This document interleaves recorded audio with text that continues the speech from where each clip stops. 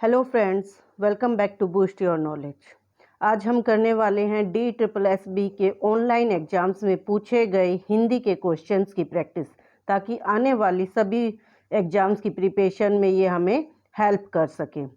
तो इसमें हमारा जो पहले जो है गद्यांश पूछे गए हैं क्वेश्चन, जिससे इनमें एक हमारा जो है पैराग्राफ गिवन होता है और उससे रिलेटेड 5 क्वेश्चंस हमसे पूछे जाते हैं। तो गद्यांश को पढ़ते हैं पहले। इसमें गिवन है कि छायावाद का उल्लेख 1920 ईस्वी के आसपास मिलने लगता है। शुक्ल जी ने इसे रविंद्रनाथ ठाकुर की कविताओं के प्रभाव से आया हुआ मानकर इसका संबंध जो है ईसाई संतों के फैंटेस्माटा छायाभास शब्द से जोड़ते थे। उन्होंने छायावाद को चित्र भाषा शैली भी कहा है। पंडित नंद दुलारे वाजपेयी ने इसका संबंध युग बोध से जोड़ते हुए भी इसे व्यक्त सौंदर्य में आध्यात्मिक छाया का भान कहा। डॉक्टर नगेंद्र ने छायावाद को स्थूल के विरुद्ध सूक्ष्म का विद्रोह माना। डॉक्टर नामवर सिंह ने अपनी पुस्तक छायावाद में विश्वसनीय तौर पर दिखाया कि छायावाद वस्तुतः कई काव्य प्रवृत्तियों का सामूहिक नाम है और वह उस राष्ट्रीय जागरण की काव्यात्मक अभिव्यक्ति है जो एक और पुरानी रूढ़ियों से मुक्ति पाना चाहता था और दूसरी ओर विदेशी पराधीनता से। अब इस पैराग्राफ के बेसिस पर 5 क्वेश्चन पूछे गए हैं, जिसमें पहला क्वेश्चन है छायावाद का उल्लेख कब मिलने लगता है। तो ये हमारी पहली लाइन में थे कि छायावाद का उल्लेख 1920 ईस्वी में मिलने लगता है, इसलिए हमारा राइट ऑप्शन जो होगा 4th हो जाएगा 1920। फिर से क्योंकि ये ऑनलाइन एग्जाम होता है तो बार बार पैराग्राफ दिया जाता है हर क्वेश्चन के साथ। तो अब नेक्स्ट क्वेश्चन जो है हमारा क्वेश्चन नंबर 2, ये पूछा गया कि गद्यांश में उल्लेखित छायावाद पुस्तक के लेखक कौन है। तो जब हमने पैराग्राफ पढ़ा था तो उसमें लिखा हुआ है कि डॉक्टर नामवर सिंह जो है, जैसे कि यहाँ पे मैं आपको दिखा देती हूँ कि डॉक्टर नामवर सिंह ने अपनी पुस्तक छायावाद में विश्वसनीय तौर पर, तो इसका मतलब है छायावाद पुस्तक किसने लिखी है, डॉक्टर नामवर सिंह ने लिखी है, इसलिए ऑप्शन नंबर 3 जो होगा हमारा यहाँ पर राइट ऑप्शन हो जाएगा। उसके बाद 3rd क्वेश्चन है कि छायावाद को स्थूल के प्रति सूक्ष्म का विरोध किसने माना। तो ये हमारा जो है डॉक्टर नागेंद्र ने माना है। ये इस डॉक्टर नामवर से ऊपर वाली लाइन में हमारा डॉक्टर नागेंद्र ने छायावाद को स्थूल के विरुद्ध सूक्ष्म का विद्रोह माना। उसके बाद जो है हमारा नेक्स्ट क्वेश्चन जो होगा हमारा क्वेश्चन नंबर 4 पूछ रहा है कि आध्यात्मिक छाया का भान अवधारणा का संबंध किससे है। तो ये नंद दुलारे वाजपेयी डॉक्टर जो थे हमारे, उन पंडित नंद दुलारे वाजपेयी ने इसका संबंध युग बोध से जोड़ते हुए इसे व्यक्तित्व सौंदर्य में आध्यात्मिक छाया का भान कहा है, इसलिए ऑप्शन नंबर जो हमारा 4th है वो यहाँ पर राइट ऑप्शन हो जाएगा। उसके बाद नेक्स्ट क्वेश्चन हमारा क्वेश्चन नंबर 5, छायावाद को चित्र शैली किसने कहा है। तो ये जो है हमारा रामचंद्र शुक्ल ने जो है इसे चित्र भाषा शैली कहा है। इस तरह से जो पैराग्राफ में ही जो हमारे सारे क्वेश्चंस के आंसर होते हैं, वहाँ से हमें सिर्फ लाइंस में इसको देखना होता है। ये सबसे आसान होता है हमारा। अब आगे के क्वेश्चंस की बात करते हैं। क्वेश्चन नंबर 6 में पूछा गया निम्न में से कौन सा शब्द अव्यय है। तो अव्यय शब्द वे होते हैं जो 2 सेंटेंस 2 वाक्य को जोड़ते हैं। तो यहाँ पर जो है हमारा बल्कि जो है वो 2 शब्दों को 2 सेंटेंस को जोड़ने के लिए इस्तेमाल होता है, इसलिए राइट आंसर हो जाएगा हमारा बल्कि। फिर पूछा गया कि भास्कर का संधि विच्छेद क्या होगा। तो जब विसर्ग हटाते हैं हम और इसको संधि करते हैं तो वो आधा स में चेंज हो जाता है, इसलिए ऑप्शन नंबर जो 2 होगा हमारा यहाँ पर राइट आंसर हो जाएगा।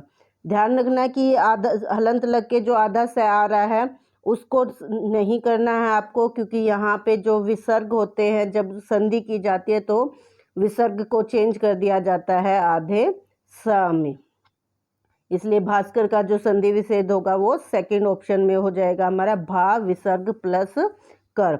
रातों रात तो रातों रात जो है इसमें दोनों जो है रात ही रात वर्ड बन रहा है और दोनों ही जो है हमारे शब्द प्रधान है, और दोनों ही शब्द प्रधान होते हैं तो वो हमारा क्या होता है, अव्ययी भाव समास होता है। इसलिए ऑप्शन नंबर 3 जो होगा हमारा वो सही हो जाएगा। द्विगु की पहचान जो होगी उसमें होगा हमारा कि उसमें काउंटिंग आती है पहले, जैसे चौराहा जिसमें 4 राहों वाला, तो 4 काउंटिंग हो गई हमारी। इस तरह के जो वर्ड आते हैं जिनमें काउंटिंग होती है वो हमारे द्विगु समास होते हैं। द्वंद्व समास हमारे वो होते हैं जिसमें हमारे जैसे बराबर चलते हैं और बीच में हमारा इसमें डैश का निशान भी आ जाता है, जैसे हमारे माता पिता भाई बहन इस तरह के जो होते हैं। और तत्पुरुष समास में हमारा दूसरा पद जो होता है वो प्रधान होता है। नेक्स्ट क्वेश्चन है हमारा क्वेश्चन नंबर 9, निम्नलिखित में से तद्भव शब्द कौन सा है। तो तद्भव शब्द वे होते हैं जो संस्कृत से चेंज होकर आए हैं लेकिन उनका भाव जो होता है वो समान होता है। याद रखने के लिए इसमें जो तद्भव में जो है लास्ट का 2 वर्ड जो है वो भव होते हैं, मीन्स समान भाव। तो समान भाव जो लेकर आए हैं संस्कृत से वो शब्द हमें बताना है। तो वंश तो हमारा संस्कृत का ही शब्द है, बाहु भी संस्कृत का है, तो ये दोनों हमारे क्या है, तत्सम शब्द है। और बहु जो है वो वधु से बना है, वधु वाला जो शब्द का भाव था वो हमारा क्या है, बहु है। तो ये हमारा जो होगा हमारा राइट ऑप्शन हो जाएगा 3rd। फिर तत्सम यानी कि जो समान रूप से आए, सब मतलब समान रूप से, तो जो संस्कृत से यो के तो आ गए हैं वो हमारे तत्सम शब्द होते हैं। तो जो मार्ग है वो हमारा संस्कृत का शब्द है जो हिंदी में भी इस्तेमाल किया जाता है। ऐसे कैसा, अगर तद्भव की बात करते हैं तो वो हमारा रास्ता हो जाएगा, उसका मीनिंग जो होगा रास्ता हो जाएगा। और तत्सम में मार्ग हमारा क्या हो गया, राइट ऑप्शन हो गया। नेक्स्ट क्वेश्चन पूछा है कि शिशु से संबंधित एक शब्द होगा। तो शिशु से संबंधित हमारा जो होता है वो शैशव होता है। जो शैव है वो हमारा शिव भगवान से रिलेटेड है, इसलिए यहाँ पर ये हमारा गलत हो जाएगा। उसके बाद वैष्णव जो बात करते हैं हम, तो ये विष्णु भगवान से भी कह सकते हैं या फिर जो वैष्णव धर्म होता है उससे रिलेटेड हो जाता है। वात्सल्य जो है माँ का अपने बच्चों के प्रति जो प्रेम होता है उसको वात्सल्य कहते हैं, इसलिए ये भी गलत हो जाएगा और राइट ऑप्शन हमारा जो होगा वो शैशव हो जाएगा। फिर पूछा गया है कि इनने आपका घर देखा है, वाक्य में अशुद्ध अंश है, तो इस वाक्य में कौन सा शब्द जो हमारा गलत है वो पूछा गया। तो इनने जो वर्ड है वो गलत है, क्योंकि या तो यहाँ पे लिखा जाए इन्होंने, तब हमारा क्या होगा, वाक्य सही हो जाएगा, इन्होंने आपका घर देखा है। या फिर जैसे अगर आपसे छोटा है तो इन्होंने की जगह हम लगा सकते हैं इसने, और बड़ों के लिए रिस्पेक्ट देने के लिए इन्होंने, तो इसने या इन्होंने आना चाहिए था, इसलिए इनने जो शब्द है वो हमारा क्या हो जाएगा, अशुद्ध हो जाएगा। राइट ऑप्शन हो जाएगा हमारा 2nd। फिर हमारा क्वेश्चन नंबर 13 पूछ रहा है निम्न में से कौन सा शब्द स्त्रीलिंग है। तो स्त्रीलिंग और पुल्लिंग एक क्वेश्चन जरूर पूछा जाता है। इसका सबसे आसान तरीका है कि जो भी आपको शब्द गिवन है उनके सामने आप मेरा या फिर मेरी शब्द का इस्तेमाल करके देखें। अगर मेरा शब्द सही आ रहा है तो वो पुल्लिंग होगा, और अगर मेरी शब्द के साथ उसका प्रोनाउंसिएशन सही आ रहा है तो वो स्त्रीलिंग होगा। जैसे आकाश की बात करते हैं तो मेरा आकाश कहलाता है, ना कि मेरी आकाश। मेरी आकाश तो गलत हो गया ना। तो मेरा आशीर्वाद, तो ये भी पुल्लिंग में चला गया। मेरा आहार, ये भी पुल्लिंग में चला गया, लेकिन उम्र के साथ क्या लगेगा, मेरी। चाहे लड़का बोले चाहे लड़की बोले, क्या बोलेंगे, मेरी उम्र। इसलिए उम्र शब्द जो होगा वो क्या हो जाएगा, स्त्रीलिंग हो जाएगा, और ये हमारा राइट ऑप्शन हो जाएगा। फिर भद्र का विलोम शब्द पूछा है तो वो हो जाएगा हमारा अभद्र, और ऑप्शन नंबर 1 जो होगा हमारा वो राइट हो जाएगा। उसके बाद क्वेश्चन नंबर 15 है नौका का पर्यायवाची शब्द पूछा गया है। तो नौका हमारी नदी में चलती है और नदी का एक पर्यायवाची शब्द होता है तरिणी, तैराने वाली। तो नौका, इसी हिसाब से हमारा नौका के लिए जो वर्ड बना है पर्यायवाची वो तरी होता है। उसके बाद क्वेश्चन नंबर 16 निम्न में शुद्ध वर्तनी वाला शब्द है। तो पहले शब्द में जो है का के बाद आ की मात्रा नहीं लगी हुई है, इसलिए ये गलत हो गया है। दूसरे में ता के बाद आ की मात्रा नहीं लगी है, इसलिए ये गलत है। और चौथे में जो है हमारा ता के बाद आ की मात्रा नहीं और बड़ी की मात्रा लगा दी गई, इसलिए ये गलत है। और ऑप्शन नंबर राइट 3 जो होगा वो हमारा यहाँ पर राइट हो जाएगा। फिर हमारा क्वेश्चन नंबर 17, निम्न में जातिवाचक संज्ञा कौन सी है? तो जातिवाचक संज्ञा वो होती है जो किसी ग्रुप के लिए हो, जिसमें किसी एक पूरे ग्रुप के बारे में, एक पूरी जाति के बारे में पता चलता है। अब दिवाली जो है वो एक ही त्योहार के बारे में बता रही है, तो ये व्यक्तिवाचक में आएगी हमारी। सोमवार एक दिन का नाम है। चतुराई हमारी जो है एक भाववाचक संज्ञा है। दिवाली और सोमवार व्यक्तिवाचक संज्ञा है, इसलिए ये तीनों हमारे क्या हो गए? गलत हो गए। मकान जो है वो हर प्रकार के घर या मकान के बारे में बता रहा होता है, इसलिए वो क्या है? एक ग्रुप को या जाति को शो कर रहा है, इसलिए राइट ऑप्शन जो होगा हमारा वो हो जाएगा सेकंड, मकान। उसके बाद क्वेश्चन नंबर 18 में अवलोकन में उपसर्ग पूछा गया है। तो उपसर्ग वो होते हैं जो किसी शब्द के आगे लगकर उसका अर्थ बदल देते हैं, एक नया शब्द बना देते हैं। तो अव प्लस लोकन जो होता है वो मिलकर बनाता हमारा अवलोकन, तो उपसर्ग हो गया हमारा अव, इसलिए हमारा जो राइट ऑप्शन हो जाएगा वो थर्ड हो जाएगा।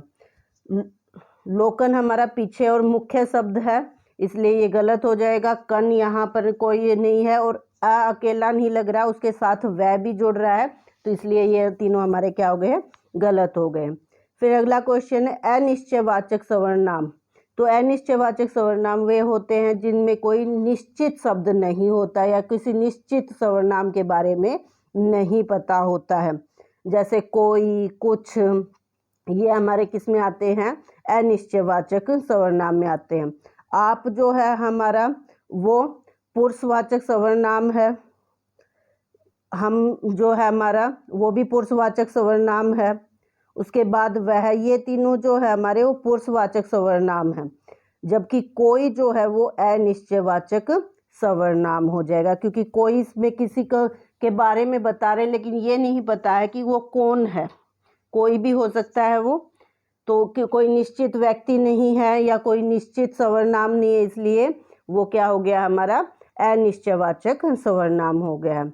और क्वेश्चन नंबर 20 आज की वीडियो का लास्ट क्वेश्चन है ये।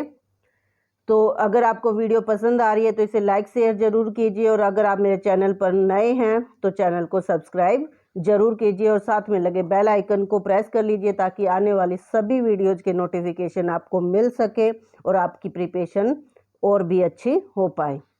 लास्ट क्वेश्चन हमारा क्वेश्चन नंबर 20, पक्षी में प्रत्यय है।